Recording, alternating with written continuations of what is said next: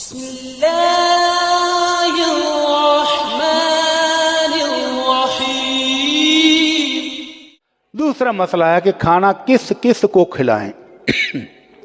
بے شمار لوگوں کو کھلانا چاہیے، جس جس کو اللہ توفیق دے دے کھلانا چاہیے، لیکن خاص طور پر اللہ کے نبی صلی اللہ علیہ وسلم نے اپنے پیارے سے صحابی حضرت ابو ذر کو نصیحت فرمائی، یا ابا ذر اذا طبخت مراقتن، اللہ ابو ذر جب گوشت پکاؤ نا شوربہ بناؤ، ضروری نہیں ہے کہ بوٹیوں کا ڈونگا بھر کے ہمسائے کے گھر بھیجو، آپ نے فرمایا جب گوشت پکاؤ فتعاہد جیرانک، اپنے ہمسایوں کا خیال ضرور رکھنا۔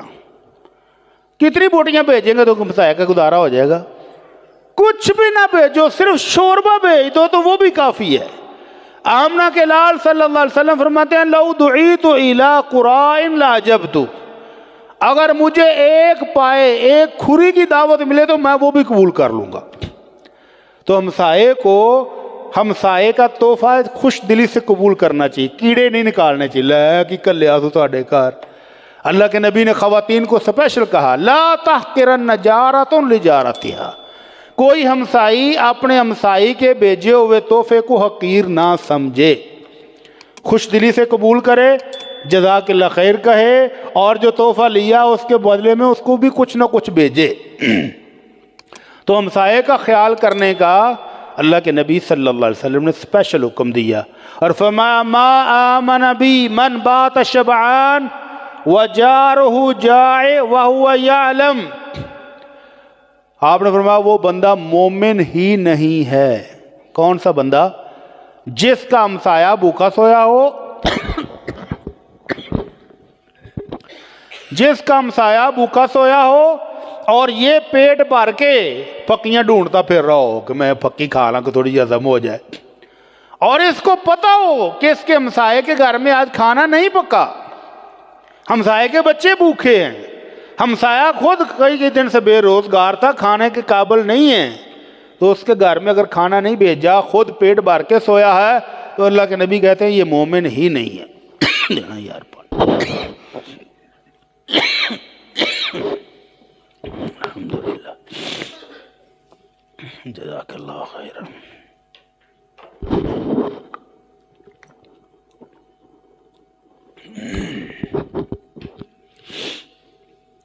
تو ہمسائے کے خیال رکھنے کا سپیشل نبی رحمت صلی اللہ علیہ وسلم نے حکم دیا ہے۔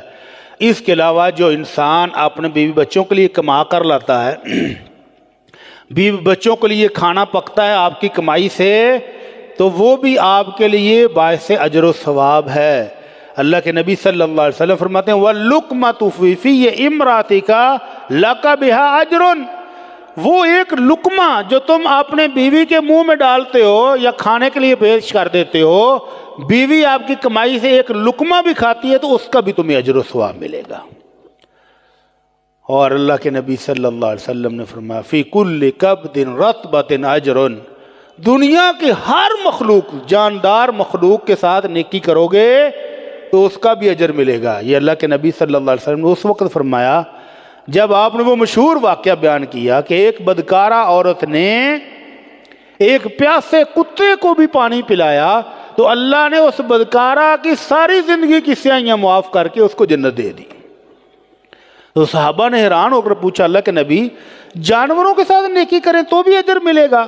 آپ نے فرمایا فی کل کبد رطبۃ اجر، ہر جاندار کے ساتھ نیکی کرو گے تو اس کا تمہیں ثواب ملے گا۔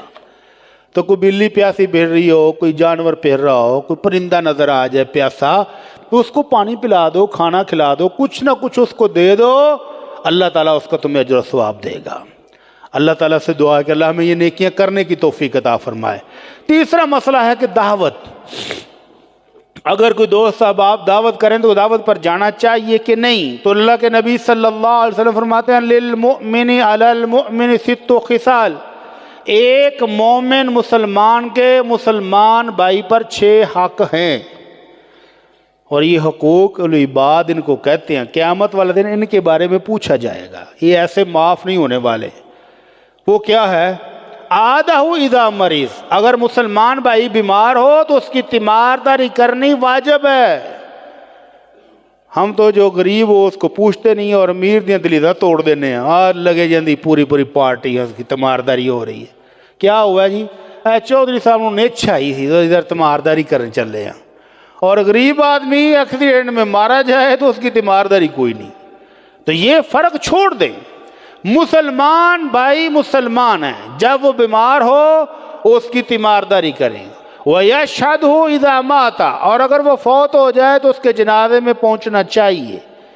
اگر نہ پہنچ سکے، دور ہیں، کوئی عذر ہو تو ٹھیک ہے، اور اگر آپ قریب ہیں تو اس کے جنازے میں پہنچیں، اور جب وہ آپ سے کوئی نصیحت مانگے تو اس کو نصیحت کریں۔ وَيُجِيبُهُ إِذَا دَعَاهُ، اور جب وہ آپ کی دعوت کرے تو بلا وجہ اس کی دعوت کو ٹھکرائیں نہیں۔ جب وہ دعوت کرے تو اس کی دعوت پر پہنچیں، اتنی بڑی دعوت ہو تو پھر پہنچنا چاہیے۔ ہے جو کوئی بریانی برونی کھوائے گا تو پھر تو جانا چاہیے، جے انہیں دال سبزی پکائی ہوئی تو پھر کی فائدہ نہیں۔ اللہ کے نبی صلی اللہ علیہ وسلم کی حدیث میں نے ابھی آپ کو سنائی، آپ نے فرمایا لو دعیت الی قرائن، اگر ایک پایا پکایا ہو پورے خاندان کے لیے اور مجھے بھی بلا لیا جائے تو میں پھر بھی جاؤں گا۔ اس لیے اللہ کے نبی صلی اللہ علیہ وسلم فرماتے ہیں اذا دعی احدکم الی طعام فلیجب، کھانا جیسا بھی ہو، جس طرح کا بھی کھانا ہو اس کی دعوت میں پہنچو۔ اگر آپ کا روزہ نہیں ہے تو کھانا کھا لو، اور اگر آپ نے روزہ رکھا ہو، نفلی روزہ رکھا ہو، آپ جائیں دعوت پر، ان کو بتا دیں کہ بھائی میرا روزہ ہے، ان کے لیے برکت کی دعا کر دیں، دعوت پر چلے جائیں۔ اگر دل مانے تو کھول بھی لیں، نفلی روزہ کھولنا بھی جائز ہے، اور اگر کھولنا نہیں چاہتے تو اس کے لیے برکت کی دعا کر دیں۔ حضرت حسن رضی اللہ تعالی عنہ نبی علیہ الصلوۃ والسلام کے نواسے اور آپ کے تربیت یافتہ، گھوڑے پر جا رہے تھے تو رستے میں کچھ فقیر رستے کے اوپر ریت میں بیٹھ کے سکی روٹی چبتے سن پہ۔ غریبوں کے پاس کیا ہے، سکی روٹی پانی کے ساتھ کھا رہے تھے۔ نواسہ رسول کو دیکھا تو آواز ماری، حضرت جی آ جاؤ، دعوت تیار ہے۔